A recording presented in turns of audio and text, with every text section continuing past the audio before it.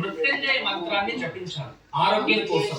రేపు మహావిష్ణు ముందు జిల్లేడు భక్తులతో దీపం వెలిగించడం మరియు మహావిష్ణుకి ఏదైనా తీయని ప్రసాదం నైవేద్యం పెట్టి మహావిష్ణుని తులసి అర్చన చేసి పూజించి మృత్యుంజయ మంత్రాన్ని విష్ణు నామాన్ని జపించడం వలన మనకు అపమృత్యు గండాంతరాలు ఇటువంటివి ఏదైనా ఉంటే దాని ప్రభావం తగ్గుతుంది.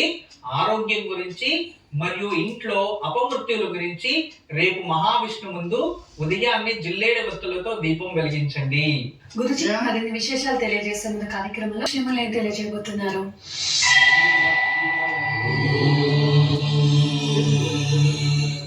ఈరోజు మహాప్రదోషం సాయంత్రం. ఈ రోజు ఎవరైతే శివుడికి భస్మార్చన చేసి ఆ పరమేశ్వరుడికి ఎర్ర చందనాన్ని పెట్టి తుమ్మె పూలు కానీ లేదా దత్తూరా అంటే ఉమ్మెత్తి పువ్వు కానీ ఆ స్వామికి సమర్పించుకొని పూజించడం వల్ల అపమానాలు అపవాదాలు అవి మనపై రావు.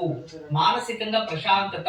మనకి ఎవరైనా చెడు చేయాలని కుతంత్రం చేస్తూ ఉన్నా దాని నుంచి వెంటనే విముక్తి లభిస్తుంది. అవమానాలు అపవాదాలు దూరమై మానసిక ప్రశాంతత కలిగేందుకు ఈ రోజు సాయంత్రం శివుడికి భస్మార్చన చేసి ఎర్రచందనం